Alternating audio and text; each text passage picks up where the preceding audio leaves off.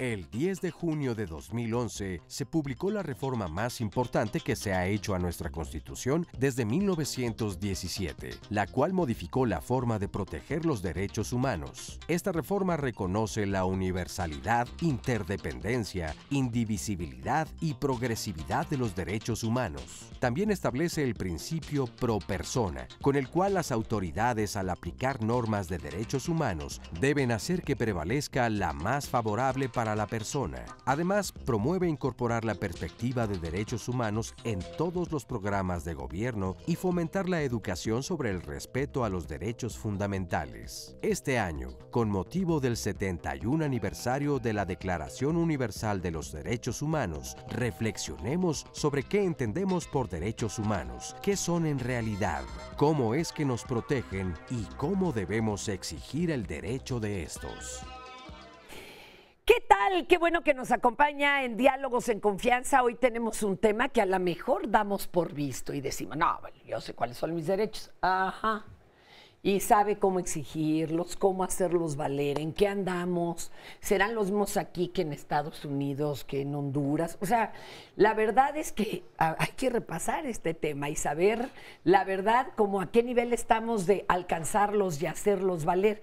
Fíjese, el 10 de diciembre se conmemora el día en que en 1948 la Asamblea General de las Naciones Unidas aprobó la Declaración Universal de los Derechos Humanos. Imaginemos ese momento histórico. Terminó la Segunda Guerra Mundial, matanza tremenda, tortura de los prisioneros políticos, bueno, un genocidio inmencionable. Tenía que haber como otras reglas del juego, ¿no? Así como cuando jugamos a las traes decimos, esta es la base. Pues tenía que haber algo a qué atenernos para que no cualquiera diga, pues ahorita mátenme a estos. Había que replantearlas. Y de ahí para adelante, hasta lo que acabamos de oír en voz de Oscarito, aquí en México, pues también se hizo una gran reforma. Pero ¿en qué vamos? Para eso tenemos un gran panel público, gracias, que están aquí con nosotros, algunos testimonios, otros activistas, y claro, ustedes nos pueden seguir en todo tipo de pantallas. Adelante, mi querida Sandra, bienvenida. Precisamente, Fer, pues comente con nosotros también, usted qué opina de este tema, qué dudas tiene. Recuerde, tenemos el Facebook Live, aquí ya pueden ir viendo la transmisión en vivo, se conecta a Facebook, busca Diálogos en Confianza y ahí va viendo la transmisión, debajo de ella deja sus comentarios. Opinar, claro. Exacto, van opinando y luego me encanta que uno dice una cosa, el otro le contesta y entonces ahí también van haciendo todo un tema paralelo al del programa. También puede mandarnos un tweet, nos puede seguir a través de Instagram, ahí videos, fotografías, siga nuestra cuenta y también las llamadas vía telefónica, el clásico, el de siempre, el teléfono. Gracias, mi Sandra, gracias a nuestras traductoras o intérpretes a lengua de señas mexicana, Lía Vadillo e Istiel Caneda, muchas gracias. Oigan, ¿y qué les parece que ya para entrar en tema vamos a preguntarle al público que nos encontramos en la calle qué son los derechos humanos? A ver qué nos contestaron.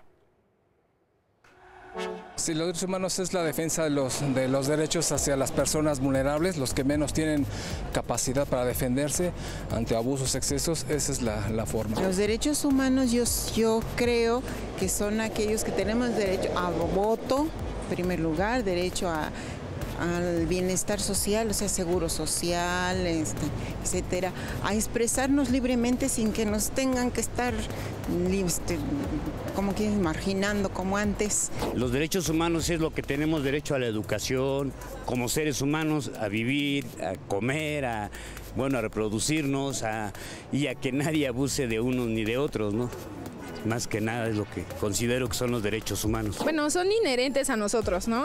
A todo ser humano, como bien lo dicen, y creo que son para que nos hagamos respetar, para que tengamos una integridad y podríamos hacerlos valer si todos tomáramos conciencia de que en realidad son importantes. Derechos humanos yo creo que es tanto respetar unos a otros y siempre debe de haber equidad, o sea, una persona con otra y hasta con autoridades que también te deben de respetar y tú respetarlos a ellos. Que la gente respete tu privacidad y el derecho a la vida, derecho a participar en hasta en la política. Los derechos humanos pues es lo que nos da garantía como seres humanos para poder ejercer las libertades, entre ellas la de tránsito, poder trabajar libremente, poder votar libremente y ser votados. Pues los derechos humanos para mí es el respeto que nos pueda brindar toda la gente, todas las leyes, la Constitución. Qué interesante, ¿verdad? Cómo cada cabeza es un mundo y cada quien tiene enumerados en el orden que pues seguramente les interesa los derechos humanos. Vamos a ir presentando a nuestros especialistas aquí en el panel. Voy a empezar con el caballero, si no, así que le echamos un montón. No. Diego Guerrero, catedrático de la Facultad de Derecho de la UNAM y especialista en derechos humanos. Él es jefe de la División de Educación Continua de la Facultad de Derecho de la UNAM. Muchas gracias por estar aquí. Muchas gracias, Fernanda. Aida Marina Cuapan, politóloga especialista en políticas públicas y derechos humanos. Muchísimas gracias también por acompañarnos. Gracias, muy buenos días. Victoria Azucena Vite Santos, secretaria proyectista adscrita al 11º Tribunal Colegiado en Materia Civil del Primer Circuito del Poder Judicial Federal. Buenos días, muchas gracias por la invitación. Todo eso no cabe en una tarjeta de presentación, pero bueno. Pero es importante que se diga el nombre completo para no haya confusión. Claro. Lucía Chávez Vargas, coordinadora del área de investigación de la Comisión Mexicana de Defensa y Promoción de los Derechos Humanos. Gracias también por estar aquí. A ver, si tuviéramos que definirlo, ni modo, como de Plaza Sésamo, porque aquí los de a pie luego no acabalamos bien en este tema. ¿Qué son los derechos humanos? ¿Cómo lo definirían así, con peras y manzanas? Facilito. Pues yo, así como para... Sí, no, para nosotros los principiantes. Bueno, la Constitución establece diversos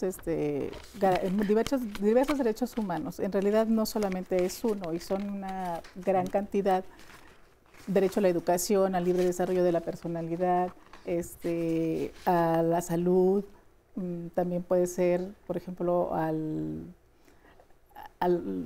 la libertad, a una impartición de justicia pronta, rápida, expedita, la recreación. Imagínense. Es una gran diversidad. Por eso es importante que, bueno, nos interesemos y tengamos un poco de conocimiento, porque en la medida en que nos preparemos o nos instruyamos con relación a eso, pues vamos a conocer cómo podemos ejercer nuestros derechos. Si los conocemos, los podemos defender. Si no, se nos está pasando alguno. ¿Alguna otra definición que nos ayude? Mira, Fernanda, yo lo definiría como los bienes más básicos que tiene una persona para su desarrollo. Esos bienes básicos los tenemos desde el momento en que nacemos. Es decir, es tu paquete, ¿no? Esa sí es la torta bajo el brazo. Esa es la torta bajo el brazo, en los cuales nosotros tenemos, como bien decían, este derecho a la vida, la libertad, la libertad de expresión. Y estos derechos también tienen límites, que quizá podríamos hablar más adelante sobre al ratito vamos a ver eso. Hablaríamos sobre estos límites de los derechos humanos, pero son esos bienes básicos que nos permiten desarrollarlos. Hay varias teorías en torno a los mismos. Hay una que es jus naturalista, que nos enfoca la idea de que desde el momento en que nacemos tenemos estos derechos humanos, que sería la práctica sobre estos derechos humanos. Cuando estos derechos humanos los establecemos en un instrumento como puede ser la Constitución, pasan a ser como reconocidos como derechos fundamentales. Estos derechos fundamentales pueden ser exigibles en un momento determinado a través de diversos instrumentos y las garantías que se pueden exigir. ¿A quién se los exijo, perdón? A la autoridad en un momento determinado. Del país que sea, porque son derechos humanos. Porque además hay un tema muy importante. Hablábamos de la reforma del 2011, hablábamos precisamente de la Declaración Universal del 10 de junio, pero antes América avanzó antes de la Declaración Universal. La Declaración Americana de los Derechos Humanos fue mucho antes incluso de la declaración, bueno, ese mismo año, pero fue meses antes de la Declaración Universal de Derechos Humanos. Es decir, América iba un poco más avanzada en empezar a desarrollar estos derechos que la propia instrumentos universales, ¿no? Aunque luego nomás se los cumpla a los americanos. Que ahí entenderíamos y cómo exigir esos derechos. Ahí está la cosa. Entonces, ¿a quién? Al gobierno en turno, a quien tenga el poder en ese momento. Exactamente. Ok, ¿qué quiere decir que sean inherentes? Porque ya ves, la definición es topes. ¿Qué es eso de inherentes? La cuestión de inherentes quiere decir que nos pertenecen como seres humanos, ¿no? De hecho, yo definiría este concepto de derechos humanos en pocas palabras muy sencillas, que son demandas de acción o de omisión. que la gente debe de hacer al Estado, que la gente hace al Estado para cumplir una necesidad. Y esas necesidades son necesidades básicas que tenemos como seres humanos, como puede ser la vivienda, la salud, la alimentación, el agua, los derechos que ya mencionaron aquí, ¿no? Y esa parte de inherencia quiere decir pertenencia, ¿no? Ahora, yo veo un montón de poblaciones vulnerables. Estos derechos no son solo para ellos, es para todos. Que cambiaría todes, tarará. Cambiaría quizá el concepto, no grupos vulnerables, sí, sino ¿no? grupos en situación de vulnerabilidad. Es porque decir, no tienen que salir de ella. No, más que nada porque no es que sean vulnerables. Es decir, las mujeres no son vulnerables por el hecho de ser mujeres, sino el contexto que las es las que volvió y las pone las en puso. situación de vulnerabilidad. Claro. Entonces, ¿cómo deberíamos decir? Grupos en situación de vulnerabilidad. Ok, vamos escribiendo, esperen. Sí, y en la parte inherente yo pongo el ejemplo de la libertad. Uno no puede dejar su libertad. No le puede decir, no soy tu esclavo, hazlo conmigo lo que quieras. O sea, no puede uno definir. O sea, la libertad no es renunciables, mis amores. A ver, otra, pero bien sabrosa, ¿eh? ¿Y por qué entonces la mitad de la población es pobre y hay hasta un guamazo de millones de personas que están en hambre, o sea, en situación de pobreza alimentaria? Si el alimento es uno de esos derechos, o sea, ¿qué tendrían que hacer? ¿A quién le escriben? ¿A dónde se manifiestan? Pues para que alguien les dé de comer, perdón. Sí, los derechos, como ya lo hemos mencionado aquí, son inherentes a las personas. Además, antes de responder a esa pregunta, son universales, le pertenecen a todas las personas sin distinción ninguna de una característica personal. Puede ser la edad, la nacionalidad, el sexo, la preferencia sexual. Además, son indivisibles e interdependientes, están conectados entre sí, es decir, los derechos humanos, todo aquello que esos bienes básicos, ese paquete con el que nacemos, debe entenderse como un todo.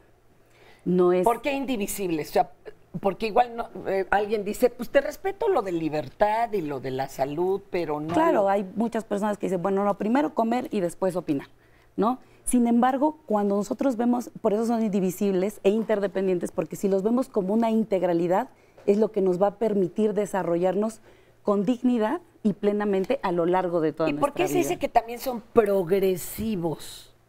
Porque hay un contexto donde efectivamente, respondiendo a tu pregunta de, bueno, muchas personas dicen, no, es que no hay derechos humanos porque la mitad de la población vive en pobreza y tal. Lo que sucede es que las condiciones contextuales, estructurales, no permiten que esos derechos que ya tenemos reconocidos, que son nuestros paquetes, nuestro paquete básico, se cumplan. Y entonces no es que no tengamos derechos, es que el contexto en el que vivimos, independientemente del país, región o lugar, no está permitiendo que eso con lo que nacemos se cumpla en un estándar. Pero entonces, lo progresivo es que primero es la libertad y después es tal, Lo progresivo es contrario a lo regresivo. Es decir, si nosotros alcanzamos un nivel mínimo, por ejemplo, el tema de la salud, ¿no? El gobierno garantiza cierto cuadro básico de medicamentos, por ejemplo, para las personas con cáncer, ¿no? Al día siguiente no puede el gobierno decir, ¿sabes qué? Ya retiro este paquete de medicamentos. Ya no voy a proteger la salud de las personas con cáncer. Eso no podría ser porque implicaría una regresión a nuestros derechos humanos. Se pueden agregar medicamentos, pero no quitar. No quitar. O el tema de la pena de muerte, por ejemplo. O sea, no puedes decir que llegue un gobierno y diga voy a imponer ahora la pena de muerte.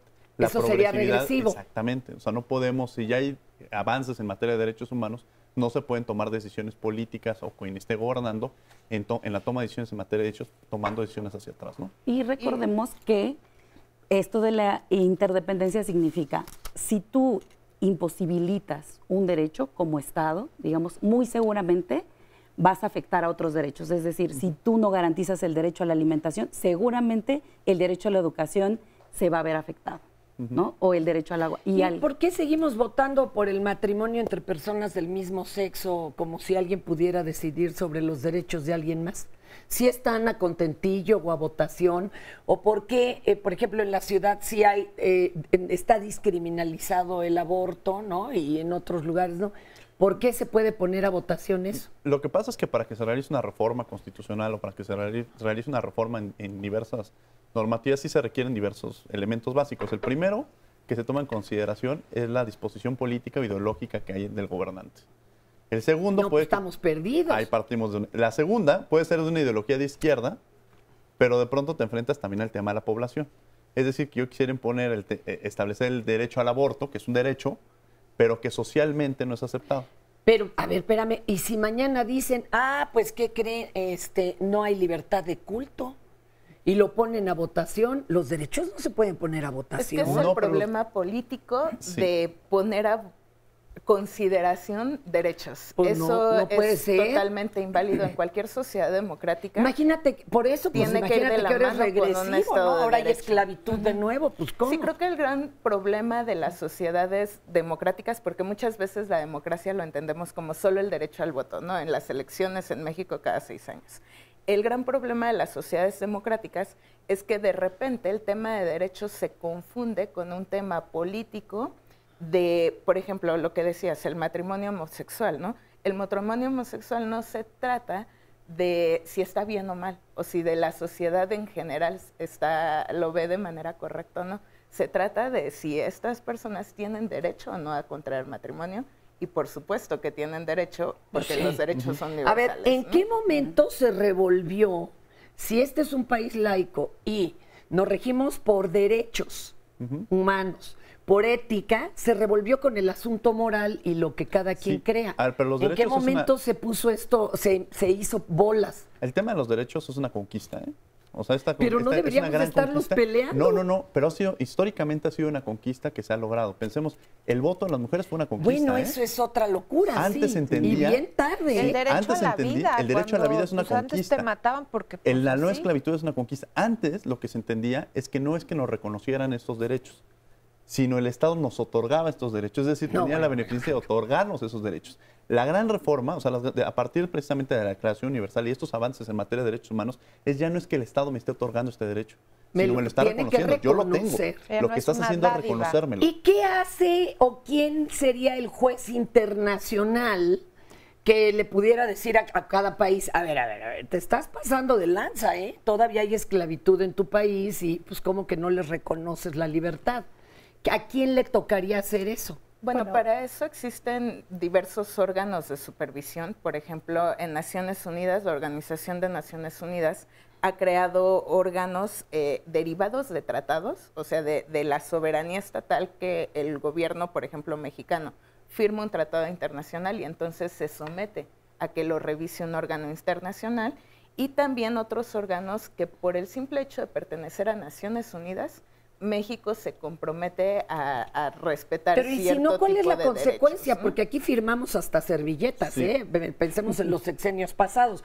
O no le van a tronar los dedos a Estados Unidos si es el que mantiene la ONU. Yo me iría primero desde la... No hay cómo hacerlo entrar en razón, perdón. Yo me iría desde la perspectiva nacional y ahorita se diría más bien porque tenemos la posibilidad de defenderlos a través de los órganos jurisdiccionales y no jurisdiccionales. Para que nosotros podamos acudir a una instancia internacional, como puede ser la Comisión o la Corte Interamericana, primero tenemos que agotar todas las instancias nacionales. Las de aquí. Lo ideal sería que estos organismos internacionales no existieran porque se entendería que se están cumpliendo y en realidad los derechos humanos en un país se están protegiendo y garantizando.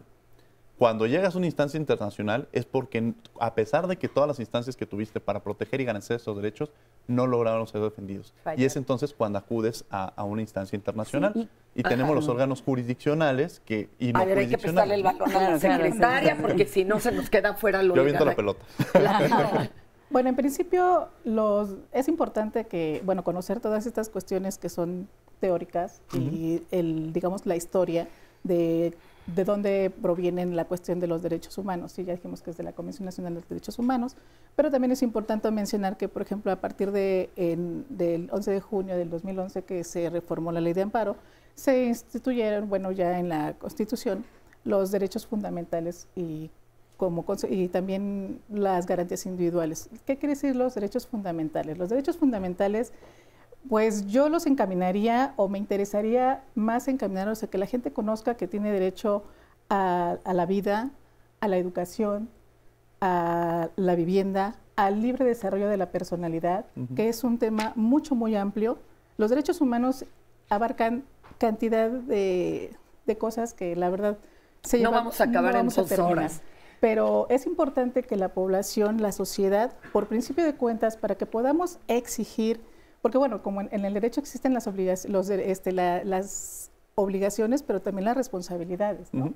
Entonces, ¿Qué tengo yo como responsabilidad como ciudadano? Bueno, pues por lo menos informarme, tener conocimiento, los conocimientos básicos, que yo creo que eso sí podrían estar casi al alcance de muchas personas. En el caso de los grupos de vulnerabilidad, como mencionaba, pues a lo mejor es un poco más complicado, pero para eso existen estas organizaciones de las que ayudan y podrían trabajar, pues, en las que incluso, por ejemplo, en el caso de la Corte, cuando hacen las ferias de libros y estas cosas, se reparten muchos folletos en donde están sintetizados así muy simplificados los derechos, ¿no? Es importante que como sociedad nos preparemos, conozcamos, y bueno, ¿cómo los voy a ejercer? Bueno, si hace poco había un caso de un niño que fue expulsado en la escuela porque no pagaron la colegiatura, algo así, absurdo, y le detuvieron los papeles. Hay una violación al derecho a la educación y sobre todo en cuanto a los documentos, porque en cualquier escuela que vaya le van a requerir eso. Eso es tan básico que hasta Profeco lo defiende, es un derecho del consumidor. No te pueden negar el derecho al examen, ni tus papeles, aunque no hayas pagado la colegiatura. Es que ¿Qué tal? Intervienen varios factores. Por ejemplo, la Profeco en la cuestión del contrato que celebras como alumno y con la educación. Si es una escuela privada, ¿no? Claro. Pero en cuanto a la educación, yo puedo promover un juicio de amparo indirecto para que el juez determine que estás violando mi garantía para que me devuelvas mis papeles, porque tú no tienes la autoridad o no puedes detener. No me los puedes retener. Porque eso impediría mi derecho a la educación o el derecho a la educación. Fíjense nada más todo lo que podríamos hacer. Bueno, pero para eso es importante conocer las instancias. Parece que todo esto también tiene su truco. Que tenemos derecho al agua, el agua tiene que ser gratuita, pero nadie tiene la obligación de acercármela a la casa. Bueno, hay varios casos. ¿Cómo está esa situación? Perdón. Ahí hay un antecedente bien interesante y creo que por eso es importante conocer nuestros derechos y conocer al menos cuáles son las instancias fundamentales a las que podemos acercarnos para defenderlos. Por ejemplo, las comisiones de derechos humanos, ¿no? Que es todo el sistema no jurisdiccional, llamémoslo, o sea, no que pertenece a los jueces, de defensa de los derechos humanos, que hay comisiones estatales y la Comisión Nacional de los Derechos Humanos. Hay un caso que se litigó, de hecho, antes de la entrada en vigor de la reforma constitucional en materia de derechos humanos, sobre derecho al agua, en donde una señora de una comunidad dijo: yo no tengo derecho al agua, una organización una organización la acompañó, promueven un juicio de amparo para que se le dé agua a la señora y el juez lo que resuelve es: híjole, no te lo puedo dar porque si te diera el derecho a ti, se lo tengo que dar a todos los demás. Y entonces, como el amparo es personalísimo en aquel entonces, ¿no? Entonces no le puedo dar ese derecho a todos y entonces pues no tienes derecho a eso. Luego se rectificó. No es que no le pueda, es que no podrían cumplirlo nadie. No, pero eso por vía judicial. Luego se rectifica la sentencia y entonces un juez ya más progresista, ¿no? Porque dependemos también de toda la interpretación que hagan los jueces. Sígale. Es que entonces, la ley es a la letra, no a la interpretación, pero bueno, sígale. Un juez más progresista dijo: no, espérate, o sea, tienes que garantizarle a la señora el derecho al agua y si tú le vas a poner agua a toda la comunidad para garantizarle a ella su derecho, eso es correcto, ¿no? Lo que debiera. Entonces, se le garantizó ese derecho a esta persona, ¿no? A partir de la reforma en 2011 hay algo muy interesante porque empezamos a hablar ya no solo de garantías individuales, que este término de garantías individuales está muy en el colectivo de la sociedad mexicana. Y ya empezamos a hablar de otro tipo de garantías que son colectivas para defender derechos como los derechos del consumidor. Oye, nomás cuéntame, ¿sí le llevaron agua a la señora? Sí. Que en realidad es que tiene que ver mucho con... Claro, que en realidad son los derechos colectivos, ¿no? O los que puede ejercer, solicitar una comunidad completa. En el caso que ponía de ejemplo, pues bueno, actualmente sería pues solicitarlo una demanda colectiva o como digo, en cuestiones de las actividades políticas desconozco muchas cosas, pero lo que está muy sonado pues es lo de la cuestión del aeropuerto de Santa Lucía, ¿no? Por ejemplo.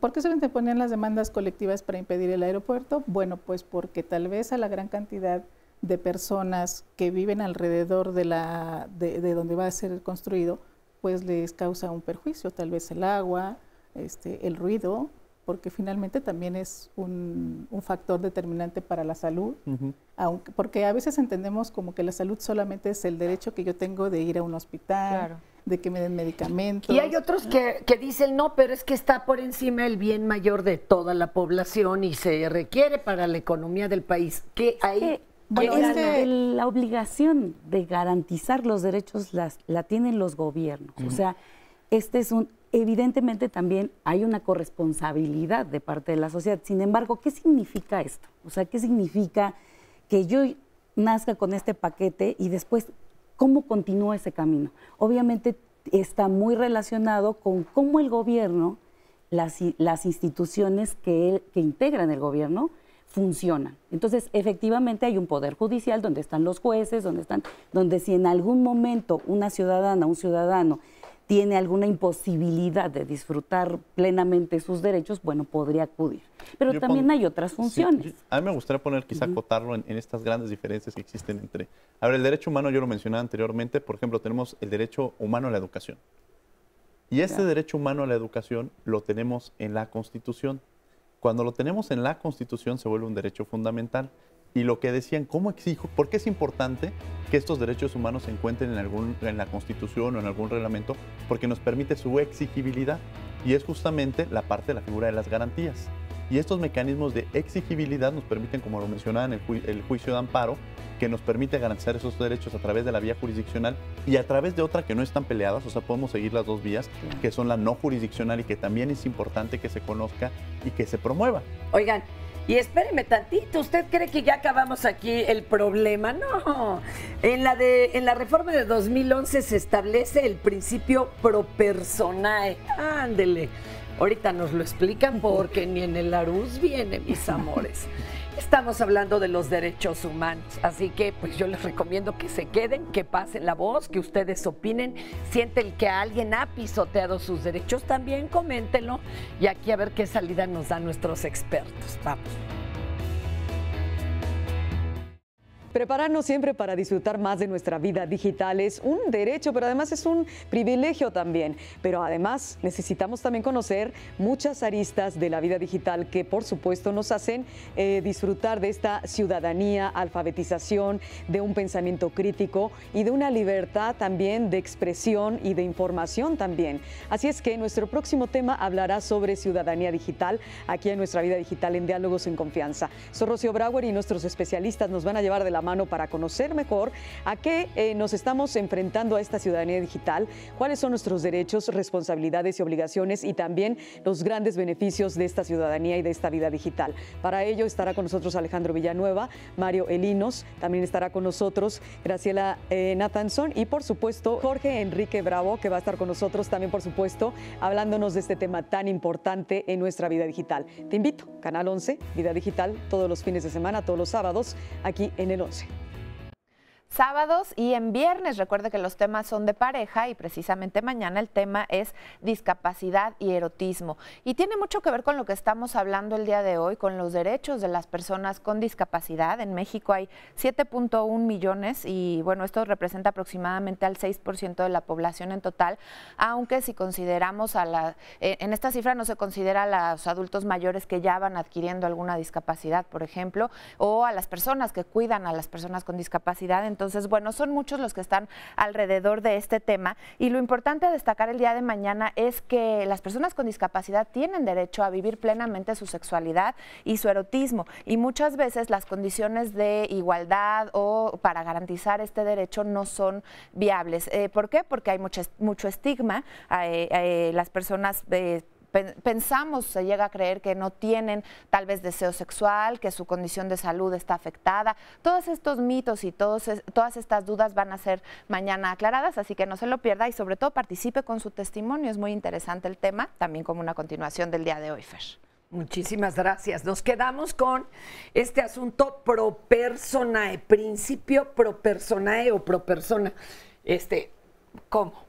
O sea, ¿qué es esto que se estableció en el 2011? Yo definiría así como muy práctico que el principio pro persona es la aplicación de la ley en favor de un ciudadano, de un individuo el que le sea más benéfico a sus intereses. O sea, y desde luego, pues también hay que tener en cuenta que a pesar de que México es parte de varios tratados internacionales, nunca todos estos puede incluir, puede estar un derecho establecido en un tratado internacional, pero es importante que México lo haya ratificado, lo haya firmado y que además no está, pero antes que eso tiene que tomarse en cuenta lo que establece la Constitución. Pero un ejemplo práctico, a ver, un caso. Por ejemplo, supongamos que los abogados, quiero pedir una disculpa por todos los abogados del mundo, porque somos bien complicados al hacer las leyes. Un ejemplo muy práctico sería, imagínate que tenemos tratados internacionales que ha firmado México, Constitución y leyes generales o leyes estatales. Imagínate que una ley estatal en la Ciudad de México nos dijera que la educación es obligatoria hasta la universidad. ¿No? Que el Estado el gobierno tiene que garantizar la educación hasta la universidad. Y la Constitución nos dijera hasta la secundaria. Y un tratado internacional nos dijera que es la educación básica.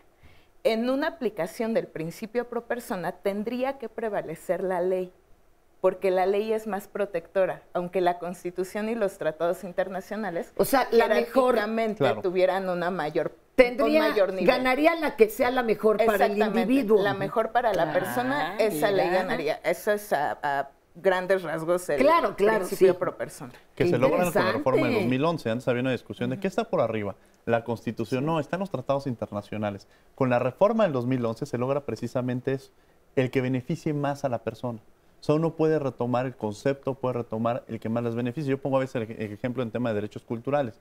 Definir el concepto de derecho de la cultura sería demasiado acotarse el concepto de cultura, que es tan amplio. Sin embargo, con la reforma del 2011 yo puedo retomar el concepto que establece un tratado internacional que puede ser mucho más amplio.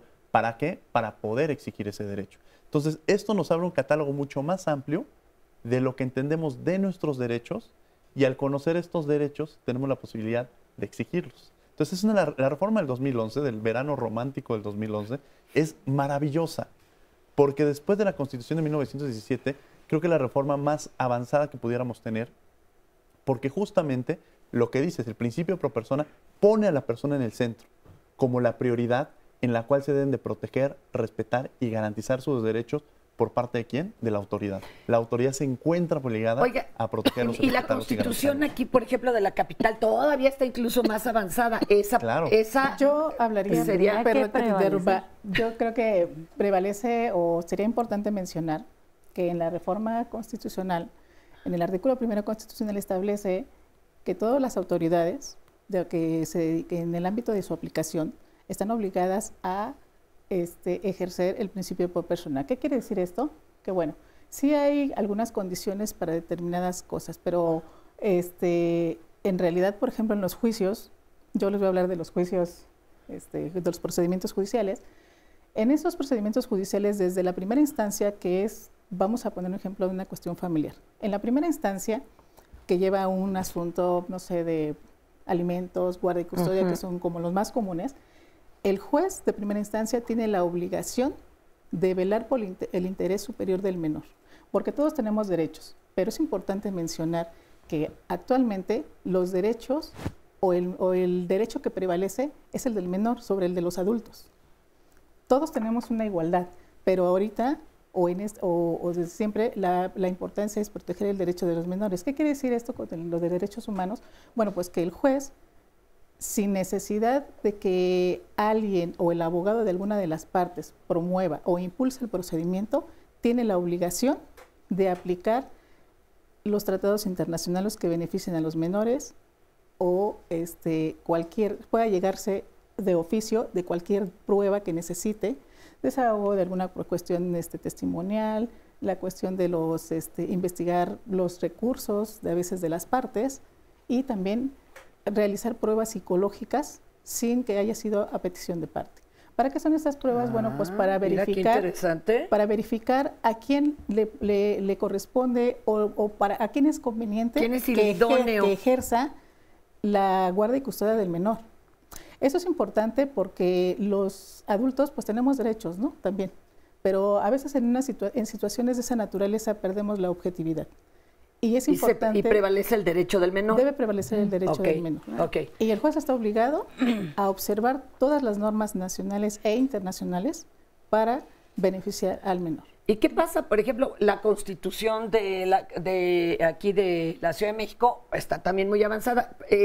Si aquí se le otorgan más derechos, por decir algo, de mayor calidad a alguien, prevalece esa. Exacto. Es que debe prevalecer y como bien mencionaban, estas obligaciones y estos principios que ya establece la Constitución y varias de las constituciones de las entidades federativas los deben seguir todas las autoridades, no solamente cuando hay un proceso judicial, también las autoridades del Poder Ejecutivo, aquella autoridad que está en el servicio de salud, en el servicio del sistema educativo, y también del Poder Legislativo. Diputadas, diputados, senadores deben conocer cuáles son sus obligaciones en materia de derechos humanos y pensar, diseñar cómo es que van a ir haciendo que estos se materialicen.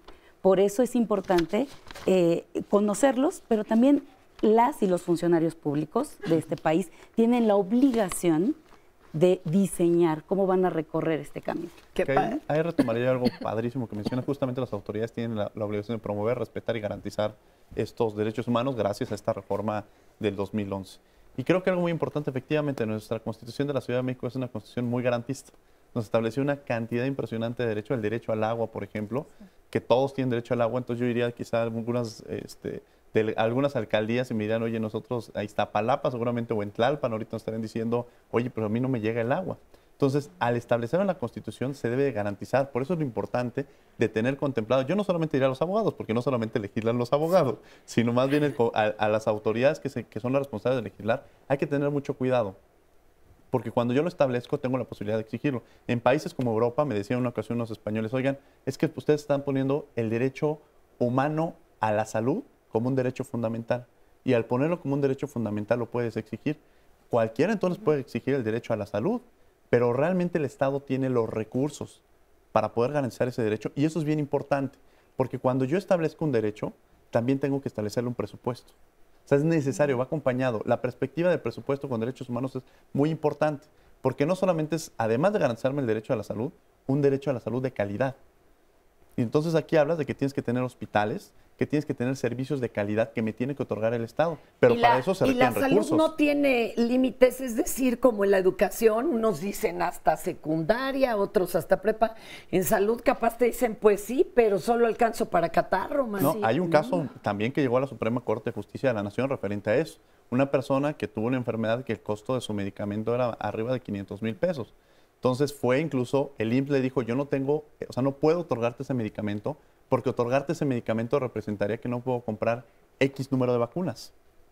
Cuando llega el caso a la Corte le dice, no, es que tú no puedes de alguna manera ponderar que si las vacunas son más importantes, que esta persona te está exigiendo el derecho a la salud. Y obligaron al IMSS a comprar estos medicamentos para la persona que lo está exigiendo. Por eso es importante. Oye, y no dejaron de vacunar a los otros, porque también eso pero era... también la justificación del Estado puede decir, yo no estoy obligado a lo imposible. Si yo ya no tengo los recursos para hacerlo, que eso es lo lamentable, yo cuando me dicen es que no hay los recursos. A ver, no hay recursos porque hay un acompañamiento delicado que es el tema de la corrupción y la impunidad, que van acompañados, ¿eh? O sea, el hecho de que no haya dinero es ¿por qué si yo pago impuestos? Más bien preguntémonos si nuestros impuestos se están utilizando correctamente para poder garantizar estos derechos humanos y no se están utilizando para otras cosas, y es ahí el tema delicado, ¿no? Vamos a hablar también de quienes se dedican a defender los derechos humanos. Oigan, ¿sabían ustedes que no había Comisión de Derechos Humanos en el 88? Sí. Oye, no, yo no me acordaba, ya es tan natural como pues traer un celular, ¿no? Vamos a ver esto y es dedicado, y nos platican de esto, el Centro de Derechos Humanos Agustín Pro Juárez. Vamos a verlo, vamos a verlo. Estamos en el Centro de Derechos Humanos Miguel Agustín Pro Juárez. Es una organización de la sociedad civil fundada por la Compañía de Jesús, los jesuitas, en 1988. Y este centro básicamente está enfocado en la defensa integral de casos que ayuden a visibilizar la injusticia estructural en nuestro país. Por eso nosotros acompañamos procesos que tienen que ver con violaciones, graves violaciones a los derechos humanos, que nos ayuden a hacer evidente cómo el sistema de justicia necesita ser reformado y necesita ser mejorado, ¿no? El Centro PRO a lo largo de su historia se ha especializado sobre todo en graves violaciones a los derechos humanos. Esto quiere decir casos de tortura, casos de ejecuciones arbitrarias y desaparición forzada. Esa es una línea que en el Centro PRO llamamos justicia democrática. También tenemos otra línea de asesoría y acompañamiento que llamamos justicia de tierra y territorio. En esta otra línea acompañamos casos que tienen que ver con la defensa del agua, la defensa de la tierra, con todos estos casos que últimamente nos han estado llegando sobre empresas mineras que quieren entrar a las comunidades indígenas sin hacer consulta previa, libre e informada. Y esas serían como nuestras dos líneas, ¿no? Lo que tiene que ver con graves violaciones y con la defensa de la tierra y el territorio. La labor que nosotros hacemos es relevante en el país, primero históricamente porque cuando empezamos no existía la Comisión Nacional de Derechos Humanos.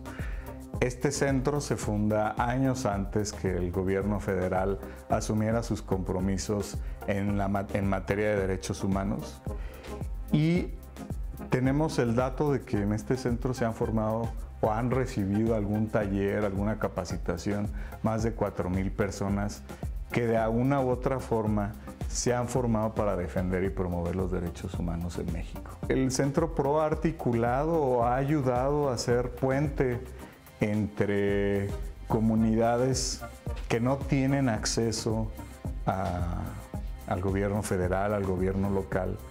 Y por la naturaleza del centro, que es un centro cercano, que se mueve a las regiones, que dialoga con la gente, que tiene otra lógica distinta a la que pueden tener otras instancias, como pueden ser las instancias del gobierno.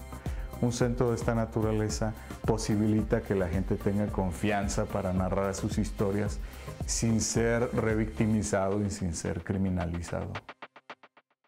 Y regresamos después de haber visto pues cómo surge, ¿no?, esta organización para la defensa de los derechos humanos. Tenemos aquí nuestros testimonios. Sergio, platícanos. Pues se ha hablado de varias cosas, ¿no? Pero no se ha hablado de la perpetración, del abuso de la autoridad o de los funcionarios públicos, que es en mi caso, ¿no? Yo fui cesado hace 8 años de mis funciones, y por lo cual recurrí a la Secretaría de la Función Pública, al Consejo de la Judicatura, al INAI, a diferentes dependencias solicitando el apoyo para la aclaración de una acusación que se me hizo en cuanto a que se me acusó, se me señaló en su momento de haber emitido unas órdenes de revisión cuando nunca se demostraron, ¿no? Entonces por eso recurrí a la Comisión Nacional de Derechos Humanos hace 8 años, para que se esclareciera este hecho, cosa que no, a la fecha no lo ha hecho,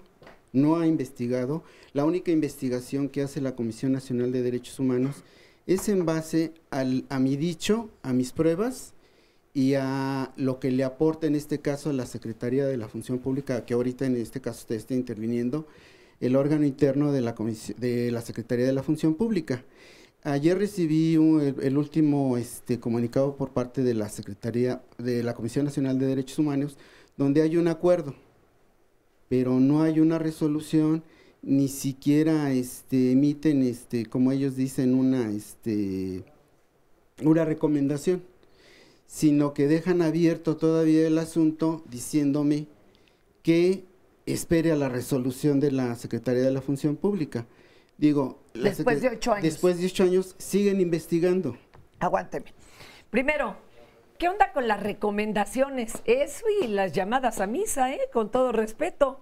¿Cuántas recomendaciones tiene de Human Rights Internacional México? Pues un montón. ¿Qué pasa con las recomendaciones? ¿Para qué sirven? Bueno, tenemos aquí una cuestión. Las recomendaciones de las comisiones de derechos humanos no son vinculantes. Es decir, eso quiere decir. Y hay una razón muy importante. Si fueran obligatorias, la Comisión de Derechos Humanos sería como una especie de poder judicial, lo cual no podría ser en un estadio democrático porque siguen otro proceso. No son vinculantes, es decir, no es obligatorio de que quien las recibe las tenga que cumplir. Sin embargo, hay algunos mecanismos. Quien recibe la recomendación, por ejemplo, la Secretaría de Seguridad Pública, el secretario recibe una recomendación y el secretario no la cumple o no contesta o no la acepta. El Senado de la República tendría que llamar a comparecer a ese funcionario y preguntarle, ¿por qué no estás aceptando esta recomendación? ¿O por qué si la aceptaste? Y si estás aceptando los hechos, que así tenemos muchísimas recomendaciones en el país, ¿por qué si las autoridades? Porque fíjate que hay algo muy curioso, las autoridades generalmente aceptan los hechos. Es decir, dicen, sí, voy a aceptar que sí ocurrieron esos hechos y acepto tus recomendaciones, pero no las cumplen. Entonces, luego este recurso que se tiene del Senado de la República, el Senado no hace nada, que de alguna forma podríamos pensar, bueno, pero es que no es una sanción a los funcionarios a los que se recomienda, jurídica, pero sí es una sanción política. A nadie le gusta que lo señalen porque viola derechos humanos. Aunque de todas maneras conservan su puesto y siguen siendo electos. Perdón, esto suena a simulación. Pero a ver, aquí hay algo muy importante. A ver, sí son, los organismos no jurisdiccionales tiene una labor muy importante y es justamente visibilizar estas violaciones en materia de derechos humanos. ¿Qué es lo importante de estas comisiones de derechos humanos que no siempre se logra cumplir? Que tengan autonomía. Porque si no tienen autonomía estos organismos no jurisdiccionales, pues difícilmente van a ser escuchados. ¿Cuál es la fuerza que realmente puede tener un órgano jurisdiccional?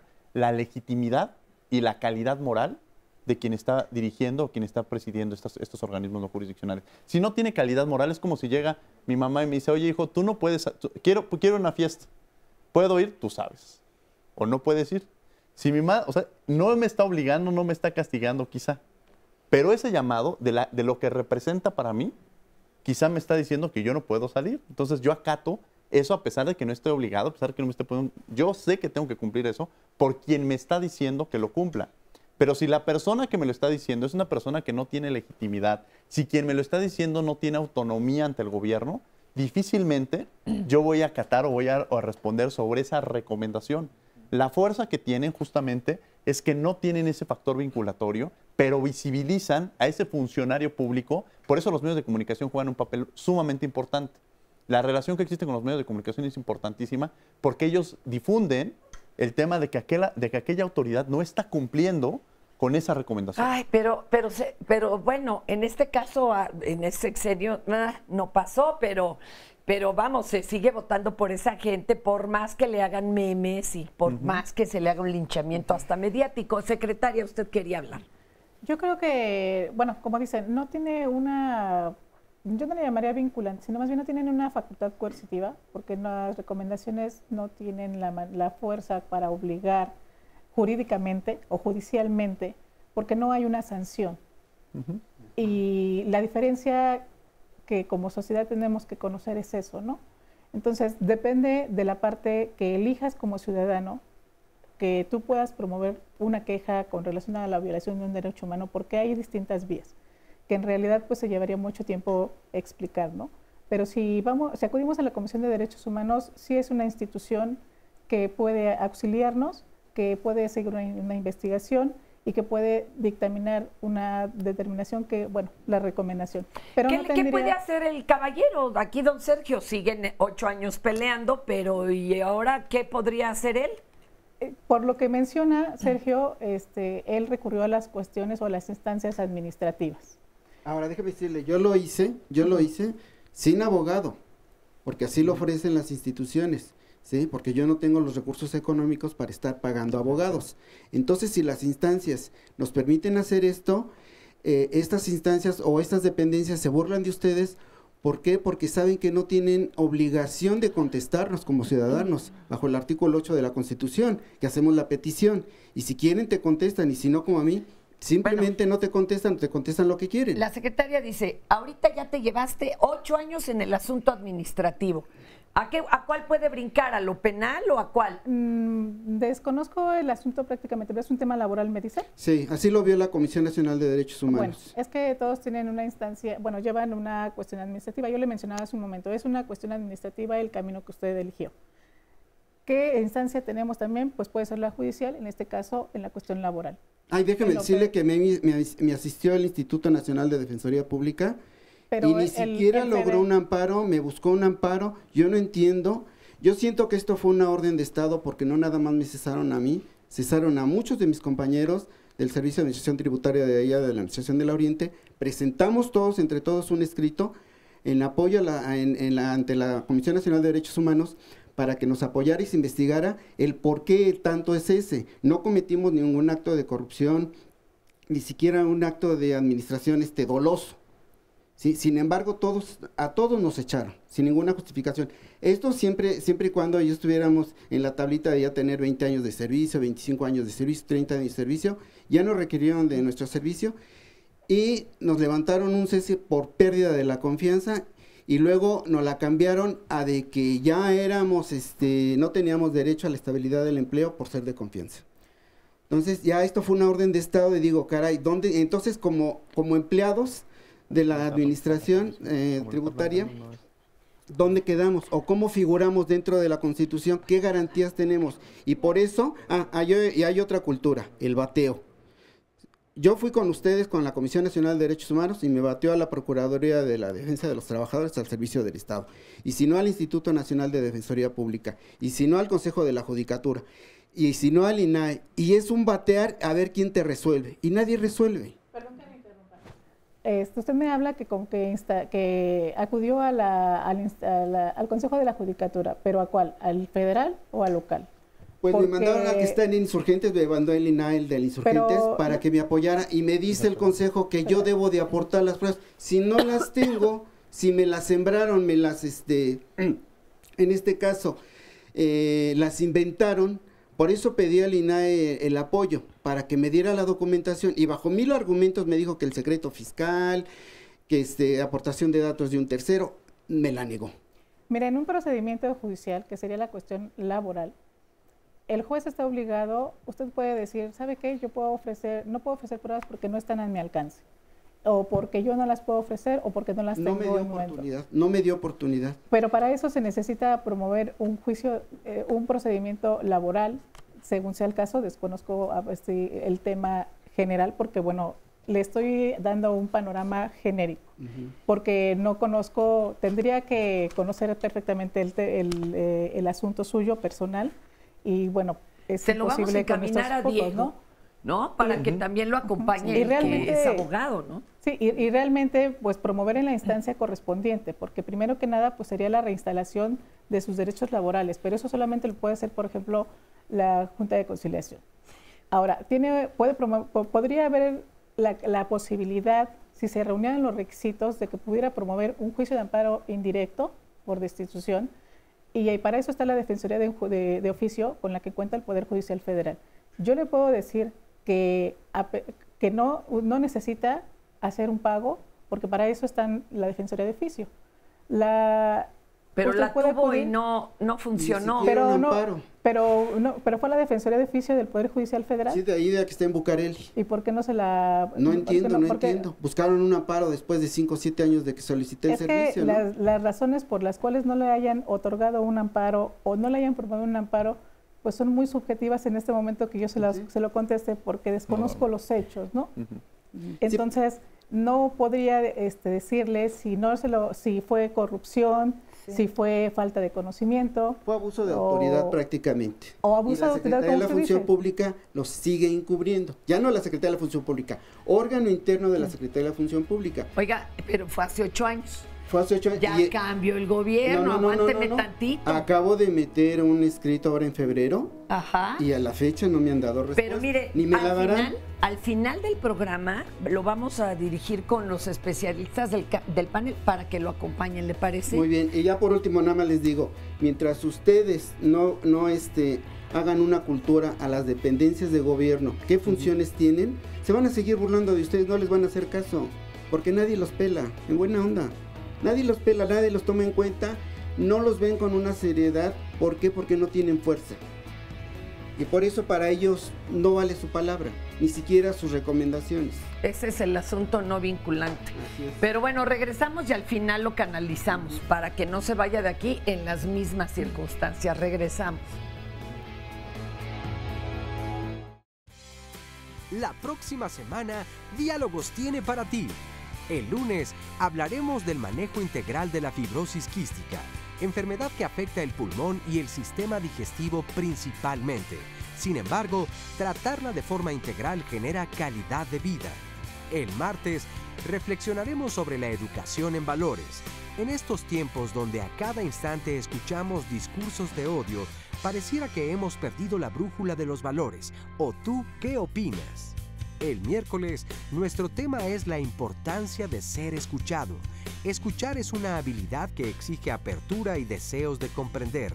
La realidad es que a algunos nos resulta difícil hacerlo de forma activa. El jueves, analizaremos por qué más allá de la religión, la Virgen de Guadalupe es símbolo de identidad nacional y qué papel tiene en la construcción de ser mexicano. El viernes hablaremos del no sexual en la pareja. Aunque se espera que las relaciones sexuales sean consensuadas, en ocasiones esto no es así. ¿Por qué nos cuesta trabajo decir no quiero? Si quieres asistir a alguno de los programas, puedes llamarnos al 55 53 41 44 35 o bien escribirnos a las redes sociales. Bueno, vamos ahora a ver esta producción en donde platicamos de Sin Fronteras y cuando escuchamos o vemos las noticias de migrantes que están cruzando nuestro país, los transmigrantes que tratan de llegar a Estados Unidos, bueno, muchos nos preguntan, a ver, pero ¿y por qué México tiene que velar por los derechos de esas personas si son ilegales? No, espérenme, son indocumentados, que es otra cosa. Y sí, también tienen derechos humanos, ¿cómo no? Y tenemos que velar por los de ellos. Y aquí nos lo explican. Vamos a ver. Sin Fronteras es una organización que trabaja desde hace 23 años a favor de las personas migrantes y sujetas de protección internacional. Nosotros nos encontramos en la Ciudad de México y bueno, tenemos una atención psicojurídica, ¿no? Damos una atención integral psicológica, atendemos también la parte legal, asesorías para solicitar asilo, regularización, toda la parte legal que requiere una persona migrante o sujeta de protección internacional. También tenemos como esta parte de integración que es muy importante y sobre todo más allá del asistencialismo se necesita realmente crear este apoyo para que las personas se integren a la sociedad mexicana. Y con eso tenemos, por ejemplo, clases de español, porque obviamente para que se integren, el primer paso es que las personas aprendan el idioma. También tenemos esta parte de, bueno, talleres para que la gente pues adquiera algún tipo de habilidades.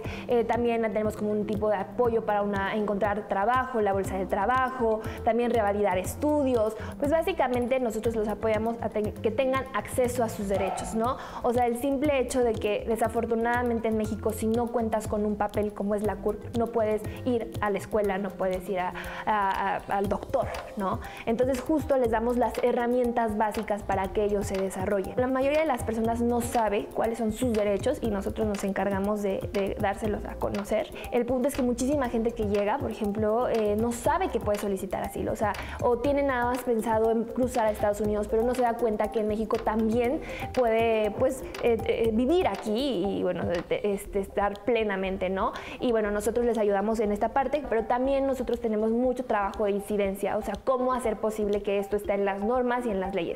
Porque México parecerá un país muy hospitalario y todos decimos que somos sumamente cálidos, pero en la práctica no lo somos. Tenemos que ser conscientes que desde el 2011 se cambió la Constitución mexicana y bueno, desde ahí se dice que todas las personas que estén en territorio nacional pueden disfrutar de sus derechos humanos. Entonces no debería de haber distinción, no debería de haber etiquetas, o sea, de hecho nuestra frase es un mundo sin fronteras, ¿no? Entonces justo claro, debe de haber varias organizaciones que se especialicen, por ejemplo, niños en situación de calle, personas indígenas, y nosotros tenemos nuestra convicción de apoyar a las personas migrantes, ¿no? Creo que hay que visibilizarlas porque todos somos migrantes, entonces justo en algún momento nos toca a nosotros migrar y nosotros tenemos que tratar a las personas como nosotros nos gustaría que nos trataran cuando estemos en el extranjero, ¿no? Entonces creo que hay que luchar por los derechos de las personas, sin etiquetas. ¿Ya ven? Bueno, tenemos otro testimonio y pues Eric, que ya también eres casi como de casa porque pues es un activista y que siempre ha luchado por derechos humanos. Yo quisiera decir que desgraciadamente en México nada más los grandes aliados de los derechos humanos son el Poder Judicial de la Federación y los medios de comunicación. Yo creo que está faltando mucho el apoyo del Poder Ejecutivo y del Poder Legislativo, sobre todo porque a la fecha llevamos un año de la primera administración y no contamos con un Plan Nacional de Derechos Humanos o Programa Nacional de Derechos Humanos, e incluso los medios impresos tradicionales que apoyaban el activismo para perseguir estas metas que a todos los benefician, parecieran tener la línea de no tocar el tema, de no tocar las fibras que no está siendo sensible el titular del Ejecutivo en organizar una política de cumplimiento de derechos humanos. ¿A quién le tocaría si no fuera él? O sea, directito, si nos vamos por niveles, ¿a quién le tocaría hacerla? Bueno, esto debería estar en el escritorio de Alejandro Encinas, subsecretario de Asuntos Migratorios y Derechos Humanos. Es el que tendría que ser el... ¿Y quién? ¿La comisión tendría que establecerlo o las cámaras? No, esto es un trabajo que se tiene que hacer desde gobernación, pero también con participación de sociedad civil. Estuvieron organizando unas mesas de trabajo muy a modo, donde invitaron a la gente más a modo a sus grupos políticos, pero son las horas que tenemos, estamos a 5 de diciembre y no tenemos ningún programa. Entonces, ¿dónde está la interdependencia? ¿Dónde está el Poder Legislativo? Hace rato alguien decía que se disculpaba a nombre de todos los abogados. No, yo creo que alguien se debería disculpar a nombre de los diputados, porque los diputados, la Suprema Corte de Justicia de la Nación les sigue corrigiendo la plana. Se habla de derechos humanos, pero no se ha dicho que en el artículo 7º transitorio de la reforma constitucional del 2011 se establecía un año de plazo para todas las legislaturas estatales para armonizar todas las leyes estatales, para estar justamente en concordancia con esta reforma, y nadie ha tocado el tema. Solamente existe una recomendación, la 23 de la Comisión Nacional de Derechos Humanos de 2015, que exhorta a las legislaturas estatales a armonizar sus leyes conforme a la perspectiva de derechos humanos, pero ahí no hemos avanzado mucho. Afortunadamente, pues hay algunas herramientas que se han hecho con sociedad civil y con Suprema Corte de Justicia. Está, por ejemplo, el caso del protocolo de actuación para jueces que imparten justicia en casos que involucran orientación sexual y de género, que son referencias para justamente aplicar el famoso principio de persona, aplicar esa indivisibilidad, esa interdependencia, esa irrenunciabilidad de los derechos humanos. Un ejemplo de un programa que ya tendríamos que tener, o sea, ¿qué es? ¿El plan a seguir o cómo? El plan general, por ejemplo, en la administración pasada, pese a que se tardó un año, salió un programa, la verdad, bastante decente, porque era un programa genérico. ¿Qué decía? Que tenía 16 subprogramas, por ejemplo, el Programa Nacional para la Igualdad y la No Discriminación, y había programas sectoriales que realmente daban una visión integral de los derechos humanos, muy cuestionable quizá, pero sí daba una visión integral, y ahorita lo que tenemos son algunos intentos de subprogramas por sectores, y cada sector, de acuerdo a su habilidad de incidencia, está logrando avanzar en ese sentido, pero a la fecha no hay una visión integral. Es decir, avanzan porque presionan. Exactamente. Pero no hay alguien que vea todo lo corrido. Exactamente, y pareciera no interesarles. A ver, vamos a ver, secretaria, o a ver, compañeros, ¿qué le contestan? Sí, a mí me gustaría comentar, justo lo que Eric menciona es muy, muy pertinente. Me parece que desde esta visión amplia de los derechos, sabiendo que ya los tenemos reconocidos y todo lo que implican, el Estado tiene el gran reto de materializarlos. ¿Y cómo va a hacer eso? Tiene que ver mucho, por supuesto, con las funciones gubernamentales. ¿Qué se está haciendo? ¿Qué se puede prevenir antes de que haya una violación, alguna omisión de alguna autoridad sobre el ejercicio de los derechos? Y en ese sentido, por supuesto, los programas, no solamente los programas de derechos humanos, sino todos los programas gubernamentales deberían considerar lo que ya está escrito en la Constitución. A mi parecer, el mayor reto en este momento en México es que todas las autoridades, así como lo dice la Constitución, asuman que hubo un cambio de paradigma a partir de 2011, que se reflejó en ese año, pero se venía gestando desde hace mucho. Las leyes, aquí y en cualquier lugar del mundo, son reflejo de una transformación social. No acaba el trabajo una vez plasmado en las leyes. Tiene que haber un recorrido implícito, material, donde las autoridades, en corresponsabilidad, por supuesto, con la sociedad, se lleven a cabo. Las organizaciones de la sociedad civil, las organizaciones o colectivos de ciudadanas y ciudadanos tienen un factor fundamental, decisivo, así como las instituciones de derechos humanos, como las comisiones locales de derechos humanos, tienen una función fundamental porque evidencian, acompañan, denuncian, acercan información. Sería excelente un mundo o un escenario donde efectivamente el gobierno, las autoridades cumplieran a cabal día a día con lo que se tuviera que hacer. No es así, porque el contexto, como ya lo habíamos comentado en bloques anteriores, pues es complejo, tiene que ver con una realidad económica, social, que todas las personas vivimos, como el caso que acabamos de escuchar, donde se acude a una instancia, no se da una solución. Eso lamentablemente en el día a día en México sigue ocurriendo. Por lo tanto, el mayor reto es que los programas gubernamentales, además de tener un programa de derechos humanos, México ha tenido 4 programas nacionales de derechos humanos, donde visiblemente se ha visto de manera gradual, de manera progresiva, una mejoría en cómo incorporar, hacia dónde se tiene que dirigir la política gubernamental para garantizar ese derecho. Sin embargo, tampoco es suficiente con que salga publicado el programa, que se tiene que implementar, y no solamente implementar, se tiene que seguir y se tiene que evaluar. A final de cada administración o de cada periodo se tiene que decir, ¿se cumplió hasta aquí o no se cumplió por estos motivos? ¿Y cómo podemos continuar reforzando esa progresividad de los derechos? El Poder Ejecutivo tiene una función fundamental para ello, además del Legislativo, y esa se tiene que tomar en cuenta. Las organizaciones de la sociedad civil y los colectivos fungen a veces como un puente, como de especie de puente comunicador entre esas demandas que vemos todos los días en la sociedad, como las cápsulas que hemos escuchado, los casos, y lo que la autoridad tiene que hacer. ¿Y eso a quién le toca hacerlo? O sea, ese otro puente, ¿o somos nosotros los que tenemos que presionar? Yo creo que como sociedad, primero que nada, insisto en que tenemos que saber diferenciar entre las responsabilidades y obligaciones que cada organismo tiene. Por principio, creo que sí sería muy conveniente que todos conociéramos las distinciones entre los 3 poderes, ¿no? Porque el Ejecutivo actualmente pues tiene la obligación, como decía hace un rato Diego, que, bueno, la cuestión de los presupuestos, ¿no?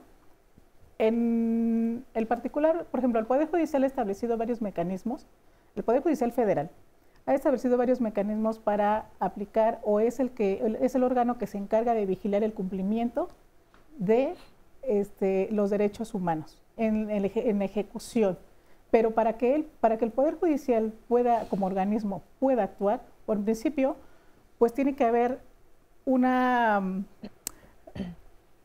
sea, que alguien promueva y se queje, porque eso es de manera,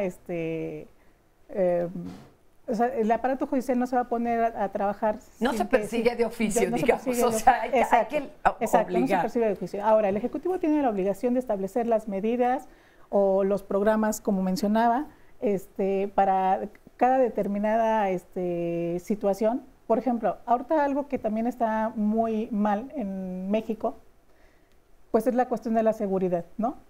México no tiene un plan de seguridad nacional interior. Ajá. No tenemos, no tiene una cuestión de seguridad,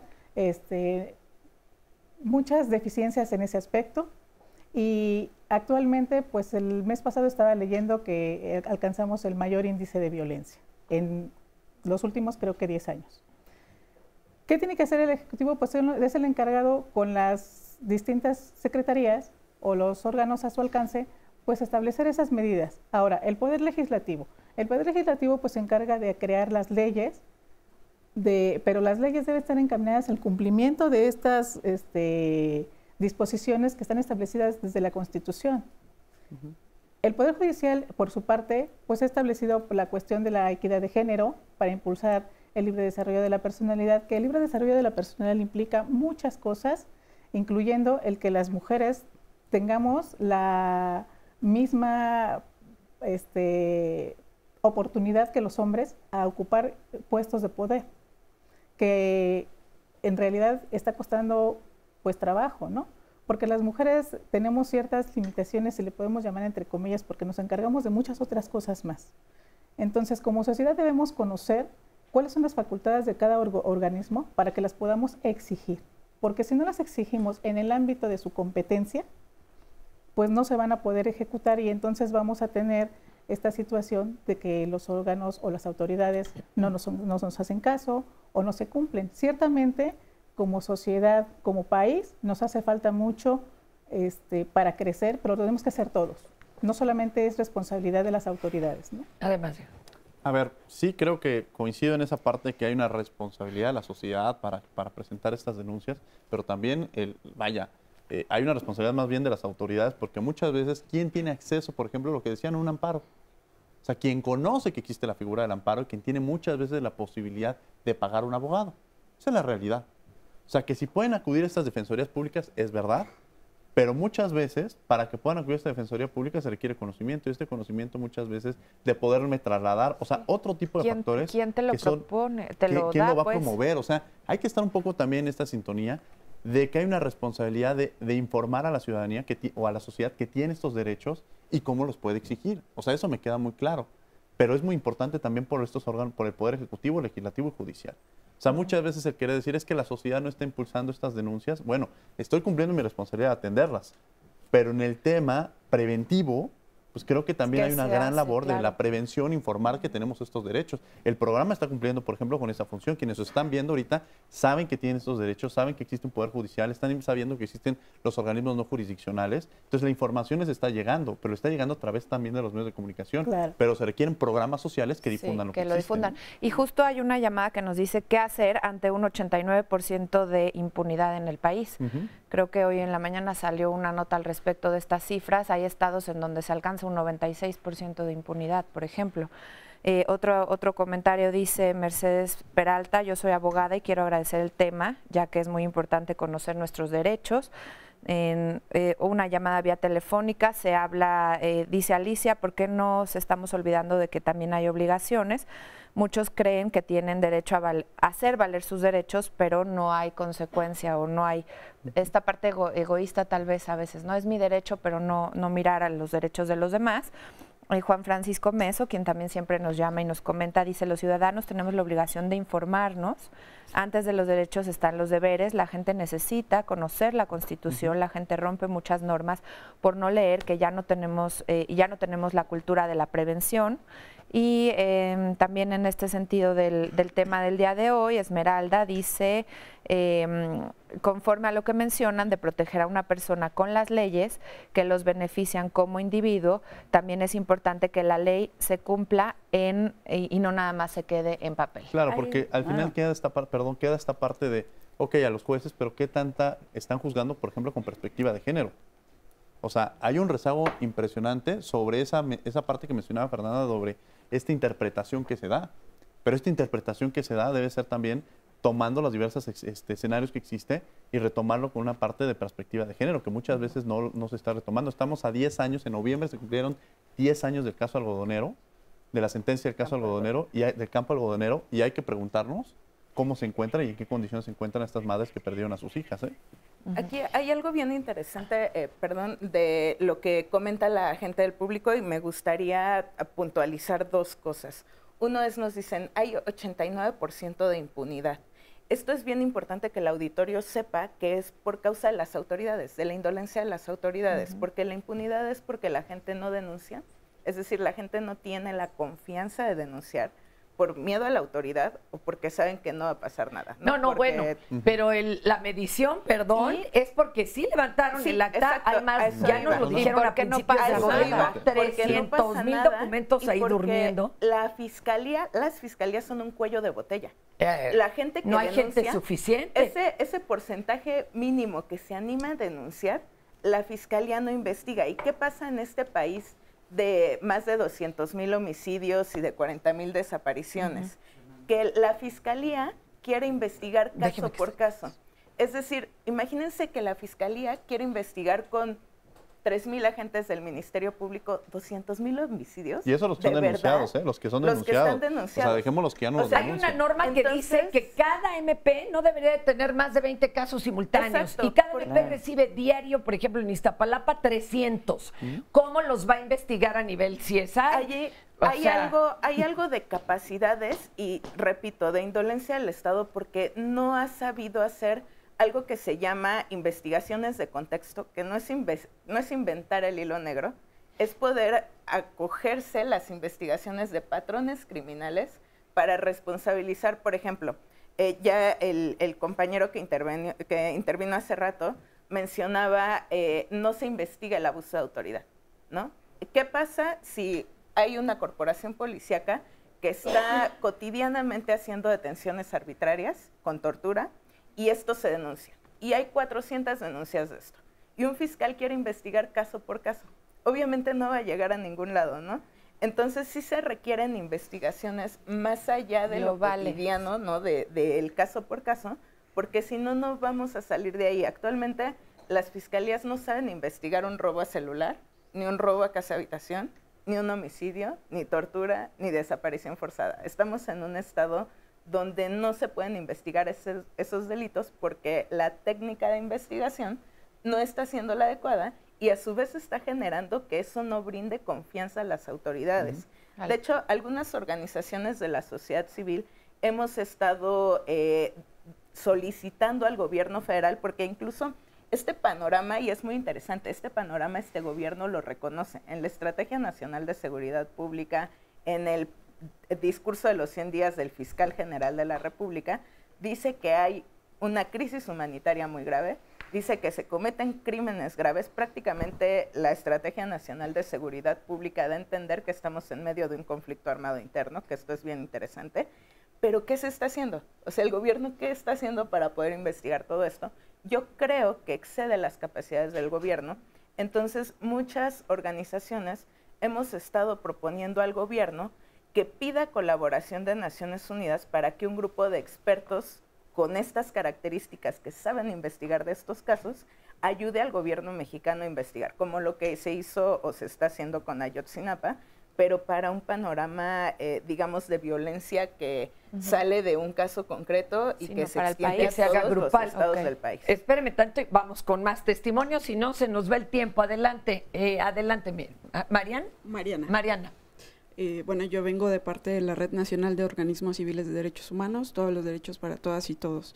Bueno, solo respecto a las participaciones, quisiera en el tema de procuración de justicia, pues sí hacer un llamado a la sociedad en general a ser observadora de estos procesos de transición que si bien a nivel federal ha ocupado como que el foco de todo, a nivel estatal, pues el panorama es más desalentador, ¿no? Entonces, solamente eso. En cuanto a algo que mencionaban anteriormente del tema. ¿Algún estado en específico donde esto esté atorado? Chiapas, Michoacán, Guerrero, Jalisco, Tamaulipas, por mencionar algunos. Se va a ir ¿no? a los 32. Exacto, Pues o sea, es bastante complicado. Solo hacer ese llamado. Otro tema que también tocaron los panelistas es el de, en cuanto a los organismos de participación ciudadana, la sociedad, ¿cuál es el papel de la sociedad civil en estos contextos? Nosotros como red nacimos en el año 91, pero pues anteriormente en los años 70, 80, las organizaciones que fueron pioneras en la defensa de los derechos humanos, las comisiones de derechos humanos estatales, pues crearon un espacio de encuentro en el que reflexionaban acerca de los contextos de la situación de derechos humanos en los estados en los que se ubicaban, ¿no? Y esta necesidad fue lo que orilló a esas organizaciones a formar la red. Nosotras, aunque legalmente estamos constituidas como una sociedad civil, nos identificamos como una organización que forma, o sea, como redes, como una red, y que generan acciones colectivas analizando las situaciones que se viven en los estados, ¿no? ¿Un ejemplo práctico? Un ejemplo práctico pues sería, bueno, como parte de nuestra agenda, en una de las asambleas que se determinó crear campos de lucha. ¿Qué son los campos de lucha? Pues son temas que dependiendo del análisis de contexto que se vive, las organizaciones se agrupan y dicen, bueno, vamos a atender estos temas, el tema de tierra y territorio, el tema de movilidad humana, el tema de inseguridad y violencia, el de personas defensoras de derechos humanos. Están ustedes actuando desde la sociedad civil. Así es. Pues ahí está otro, ¿no? Otro campo. Rápido, mira, mi querida justo con lo que dice Sandra. la compañera Magali, dice aquí en Facebook Live, muy buen programa, en ejidos rancheros de Tapachula, Chiapas, hay niños sin derechos humanos, empezando porque no tienen acta de nacimiento, esto les impide acceder a servicios de salud o a escuela. No existe. Y bueno, pues que los papás incluso se les exige un pago para estar registrados a tiempo. Y así están los niños llamados de la calle. Yo creo que en los casos como violación o secuestros o las personas que matan a niños, yo creo que ahí cualquier ser humano debería de perder cualquier derecho, ¿no? Porque está privando está atentando contra otra vida. No, yo opino que no deberían por ninguna razón. Siempre se deben de respetar los derechos humanos, siempre. Yo siento que los derechos humanos siempre se deben de respetar, siempre debe de haber una protección como individuo, con las garantías individuales que tenemos, pero desgraciadamente en este país la delincuencia y los delitos los solapa derechos humanos. Por supuesto que sí, siempre deben conservar sus derechos humanos, aunque no siempre sean escuchados, ¿no? No, claro que los derechos humanos se aplican para todos, ¿no? Independientemente de la situación en la que se pueda llegar a encontrar una persona, aplican para todos, porque es un derecho que tenemos todos, ¿no? Pues yo pienso que siempre se deben de respetar para que todos estemos en un ambiente de paz, aunque la mayoría no lo respetan, pero pienso que sí. No, pues sí debe de haber derechos humanos en ciertas circunstancias. ¿Por qué? Porque no le puedes dar un derecho humano a un delincuente que viola el derecho humano de otra persona. Yo creo que se deben de respetar siempre, ya que no dejamos de ser humanos y siempre vamos a tener necesidades básicas, entonces sobre ninguna circunstancia debe de pasar eso. La Constitución establece diversos derechos humanos. En la medida en que nos preparemos o nos instruyamos con relación a eso, pues vamos a conocer cómo podemos ejercer nuestros derechos. Los tenemos desde el momento en que nacemos, es decir... Es tu paquete, ¿no? Esa sí es la torta bajo el brazo. Esa es la torta bajo el brazo. Demandas de acción o de omisión que la gente debe de hacer al Estado, que la gente hace al Estado para cumplir una necesidad. Y esas necesidades son necesidades básicas que tenemos como seres humanos, como puede ser la vivienda, la salud, la alimentación, el agua. Son universales, le pertenecen a todas las personas sin distinción ninguna de una característica personal. Además son indivisibles e interdependientes, están conectados entre sí. Si los vemos como una integralidad, es lo que nos va a permitir desarrollarnos con dignidad y plenamente a lo largo de toda nuestra vida. ¿Y por qué se dice que no es que no tengamos derechos? Es que el contexto en el que vivimos, independientemente del país, región o lugar, no está permitiendo que eso con lo que nacemos se cumpla en un estándar. Es importante conocer nuestros derechos y conocer al menos cuáles son las instancias fundamentales a las que podemos acercarnos para defenderlos. ¿Qué está por arriba? La Constitución, no, están los tratados internacionales. Con la reforma del 2011 se logra precisamente eso, el que beneficie más a la persona. Cuando yo establezco un derecho, también tengo que establecerle un presupuesto. O sea, es necesario, va acompañado. La perspectiva del presupuesto con derechos humanos es muy importante. Lo importante de estas comisiones de derechos humanos, que no siempre se logra cumplir, que tengan autonomía.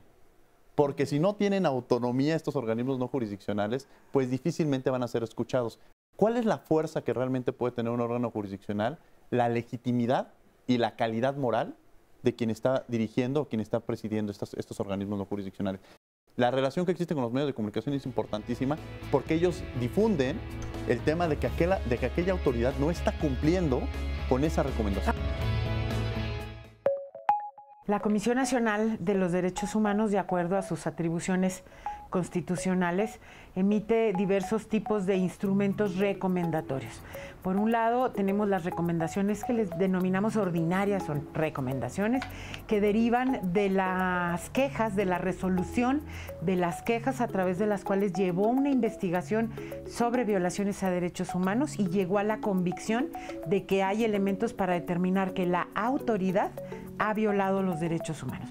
De esta forma tenemos, en general, las recomendaciones se emiten a las autoridades, en primer lugar, y tienen una serie de contenidos con propuestas que se formulan para dar solución, por un lado, a la queja, a la víctima, ¿no?, a la reparación del daño, y que se adopten las garantías de no repetición sobre los hechos que produjeron la violación a los derechos humanos de la persona en manera específica. Cuando los hechos son muy graves, es decir, cuando trascienden a una persona, incluso una comunidad, por la naturaleza de los hechos o por la naturaleza de las propias víctimas, no es porque se haga diferencia, pero que son hechos trascendentes, se denominan violaciones graves. Entonces son recomendaciones por violaciones graves, ¿no?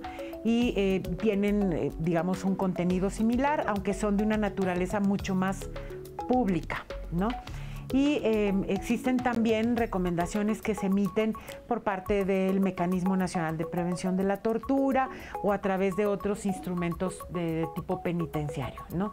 Finalmente, existen las recomendaciones generales que responden a una naturaleza de orden preventivo, es decir, cuando la comisión observa que hay un comportamiento que está mal y que está afectando al país, a la ciudadanía, un sector, un tema en particular, entonces se aborda, se estudia profundamente y se emite en un contenido se hace un análisis y se emite junto con un contenido recomendatorio para tratar de preventivamente eliminar aquellas condiciones que están produciendo escenarios de riesgo en materia de violaciones a los derechos humanos. A grosso modo, esas son las recomendaciones de la Comisión Nacional de los Derechos Humanos. Y justamente tenemos una pregunta, pero bueno, hay varias y ya por el tiempo nos pregunta, les leo una rápidamente. ¿Cuál es la opinión de los panelistas sobre el rechazo a las recomendaciones a los derechos humanos que el gobierno actual ha realizado? Ahí estábamos escuchando las recomendaciones y nos preguntan su opinión, si tienen alguna opinión que quieran comunicar. En lo personal pienso que el rechazo pues es un mensaje directo de que no se respetan la autonomía de las instituciones y también la falta de interés para que se dé cumplimiento a estas cosas y bueno, en el incumplimiento de la Constitución, ¿no? El primer personaje que tiene que cumplir o dar cumplimiento a la Constitución, pues tendría que ser el presidente de la República, ¿no? A ver, es de gran importancia reconocer estas recomendaciones, entender que los organismos no jurisdiccionales no son contrarios al gobierno.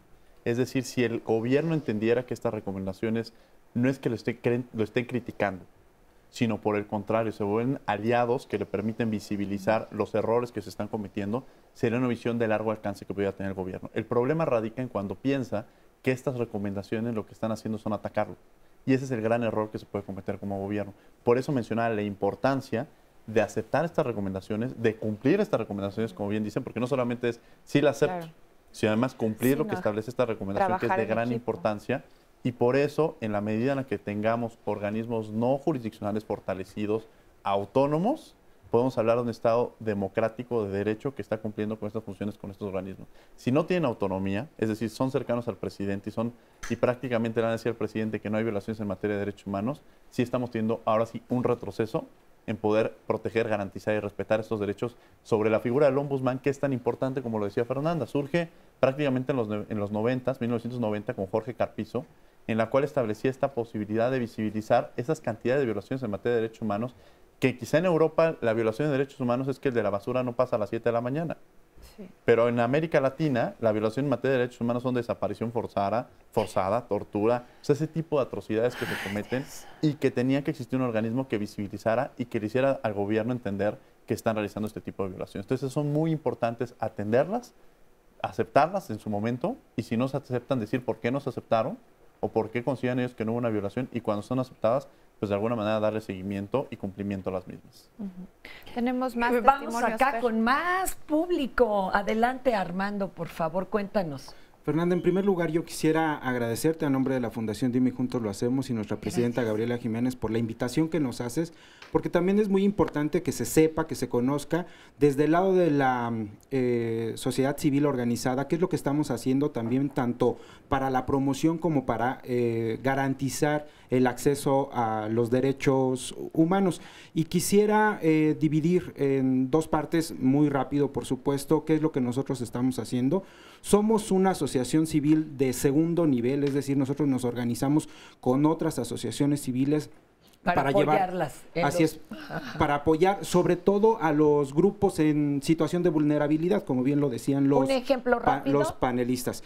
Bueno, nosotros tenemos presencia en Oaxaca y aquí en la Ciudad de México, particularmente en la alcaldía de Azcapotzalco y en Miguel Hidalgo. A través de otra organización. Así es, y nosotros también tenemos, por ejemplo, 5 programas. ¿De contacto? Sí, claro, de contacto directo con las personas. Y estos programas están estrechamente vinculados precisamente con los derechos humanos. Por ejemplo, tenemos nosotros el programa de Dime Salud y Dime Medio Ambiente. En Dime Salud nosotros llevamos a cabo jornadas médicas y de servicios en colonias en situación de vulnerabilidad. Y por ejemplo, uno de los servicios que nosotros ofrecemos, hace un momento alguien lo comentaba muy bien en el panel, para las personas que no tienen acta de nacimiento, nosotros llevamos a cabo su registro de acta de nacimiento extemporáneo y lo hacemos de manera gratuita.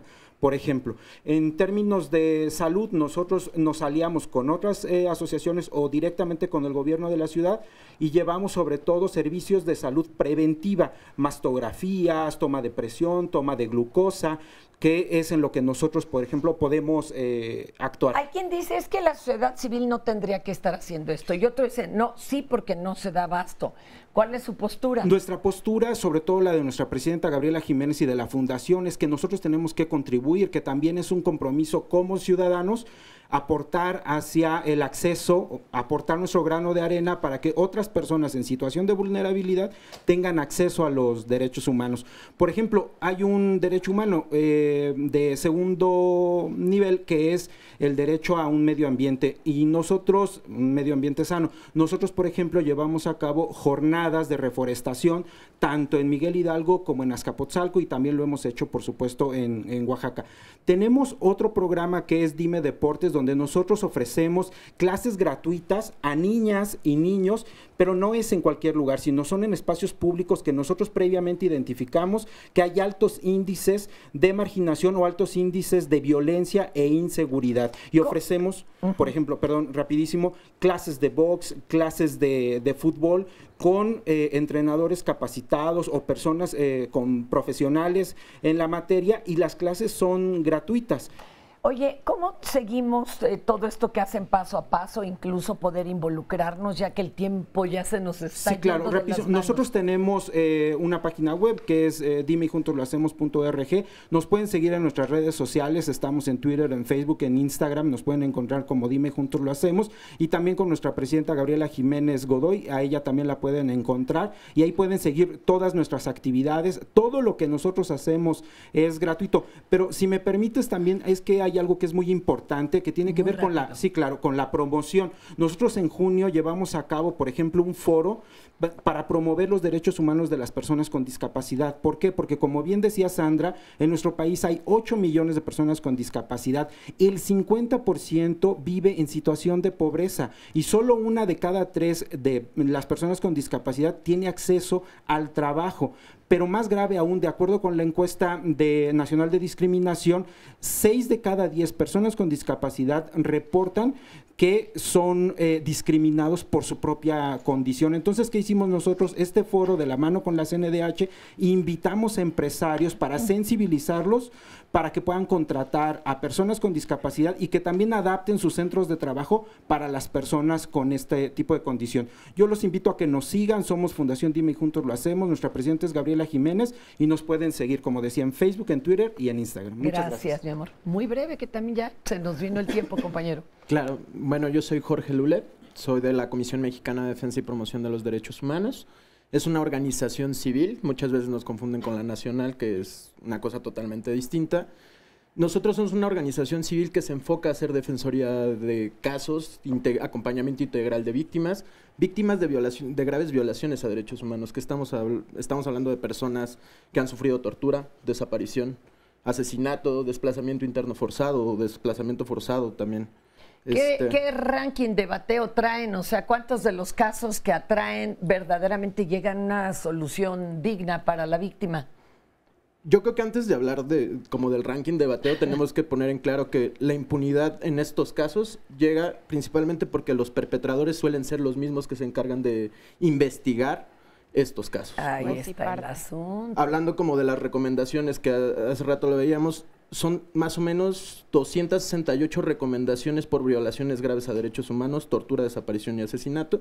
¿En todo el país o en la ciudad? En todo el país. Eso hablando solo de la Comisión Nacional, sin tocar las comisiones estatales. Son 268 que comprenden más de 301 casos y más de 1,559 personas. El asunto aquí es que lo que buscamos es que se castigue a los máximos responsables, que se dé justicia a las personas, que se evidencie, que se vuelva evidente que las autoridades están involucradas en todos sus niveles, que estos crímenes han sido cometidos por una estrategia de seguridad en los últimos 2 administraciones y está iniciando una nueva administración, pero que estos crímenes siguen siendo perpetrados por órdenes desde altos mandos, ¿no? En donde está involucrado todas las órdenes, toda la estructura operativa de Fuerzas Armadas, de Policía Federal, policías estatales, policías municipales. Son muchos los casos existentes de estos crímenes graves que han sido perpetrados por las mismas autoridades que supuestamente están encargadas de garantizar la seguridad y de investigar estos crímenes. Entonces, ahí es donde se pierde mucho y gana mucho el tema de la impunidad, ¿no? Yo decía que se les juzgara por traición a la patria, porque prometieron, ¿no?, protegernos y no lo están haciendo. Oigan, nos da tiempo de una frase cada quien, chicos, en lo que me voy para allá, para el otro foro. Adelante. Una frasecita, ¿qué falta, qué hemos logrado, qué hay que hacer? ¿Qué falta? Me parece que el reto es que las autoridades asuman lo que está en la Constitución, lo que como sociedad ya hemos logrado que se construya. Es un gran reto, en principal para las autoridades. Y en segundo, una corresponsabilidad de la sociedad, conocer nuestros derechos, exigirlos, llevarlos a cabo a la práctica en el día a día, parar bien las antenas de nuestro alrededor y del contexto al que nos enfrentamos. Una frasecita. Yo los invito a que consulten la página de la Suprema Corte de Justicia de la Nación, donde se abordan amplios temas respecto a los derechos humanos, que son una gran universalidad y es importante conocerlos, porque no solamente se trata de la salud, de educación o violencia, sino son un amplio panorama. Y también se presentan cuestiones muy sintetizadas, muy con un lenguaje poco técnico, que no es solamente para abogados, muy comprensibles, y además las cápsulas que se difunden a través de la Corte, es importante escucharlas, no cerrarnos a estar con el chip de es que es el alcance nada más para los de arriba, porque creo que esa no es la función del Poder Judicial Federal. La función del Poder Judicial es acercarnos a la gente, y la manera de acercarse, obviamente el Poder Judicial federal se conforma por una gran cantidad de integrantes, pero pues los encargados de difundir, así como aquí, pues son solo algunos pocos, pero otros estamos detrás de un escritorio haciendo nuestra parte que nos corresponde para cumplir eso, ¿no? Una frasecita. Exijamos nuestros derechos, exijamos al Estado erradicar la impunidad, porque la impunidad permite que no haya incentivos para no torturar, para no matar, para no desaparecer. Entonces, si se castigan a esas personas, creo que lo vamos a lograr. Adelante. Pueden existir muchas leyes, pueden existir muchas instituciones, pero creo que el escenario importante es que difundamos que existen estos derechos, y hay un derecho fundamental que para mí es básico en el tema de derechos humanos, que es el derecho a la educación. Y con el derecho a la educación podemos transformar y podemos hacer muchos cambios en los diversos derechos. Como se mencionaba, hay una transversalidad, pero si nosotros los conocemos, creo que una respuesta, siempre lo digo y lo repito constantemente, pero la educación es la solución a muchos de los problemas que tenemos. Gracias. Y tenemos a Andrés Castuera, nuestro crítico de teatro, que siempre nos viene a dar propuestas que además nos educan y nos forman, nos ayudan a pensar y a replantearnos muchas cosas. ¿Cómo estás? Bien, bien, Fer. Bienvenido, Andrés. Hoy vamos a hablar de una obra que se llama Tarde para arrepentirse, que curiosamente es un conflicto entre tres amigas que se detona a raíz de algo que puede parecer muy sencillo. Una de ellas le presenta a las otras dos su vestido de novia y algo que podría parecer superficial, banal, termina desencadenando 17 años de rencores, de secretos. Se abrió la caja de Pandora. Se abrió la caja de Pandora. Vamos a ver esto que es Tarde para arrepentirse. Por favor. Harold fue el definitivo para mi amiga Abby. La boda planeada para junio 6 es esperada con ansias por Antonella, también amiga mía, y por mí. Mi amiga Abby es amiga mía desde antes de la menarca. La primera menstruación, ¿no? Yo creo que esta obra es importante contarla en este momento porque actualmente hay una lucha por parte del feminismo muy fuerte y yo creo que hay que definir varios conceptos, puesto que el mismo concepto de feminismo tiene muy poco tiempo que lo estamos trabajando y que lo estamos descubriendo. ¿Se podría saber la tienda? En el centro. Ah, en el centro comercial. No, en el centro, a una voz del mercado. Podría ser una costurera del norte. De Chihuahua, tal vez. De Chihuahua. Ciudad Juárez, quizá. Ciudad Juárez. O podría ser de Bangladesh o Camboya. Internacional. De importación, podría ser, claro. Bueno, Tarde para arrepentirse es una obra de 3 mujeres. Una que se dedica a la política, otra que es escritora y otra que es ama de casa. Son amigas desde hace más de 17 años y en esta historia vamos a descubrir los conflictos que están ahí atorados desde hace más de 17 años entre estas personas.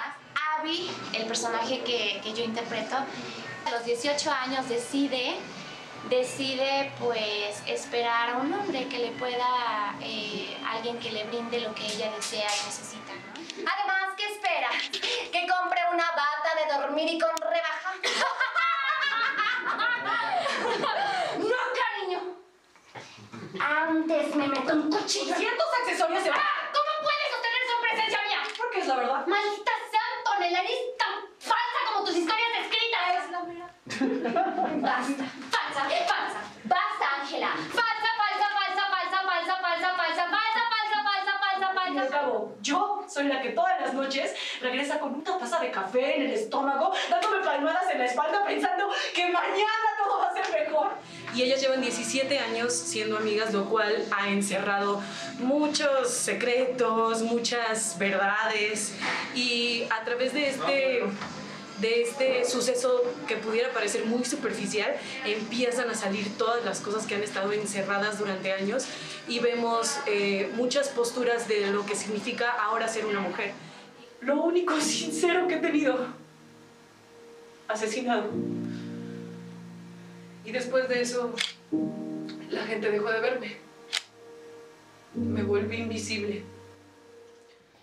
¡Qué nervios, Sí. Andresito! Pues imagínate, una política, una escritora y una ama de casa.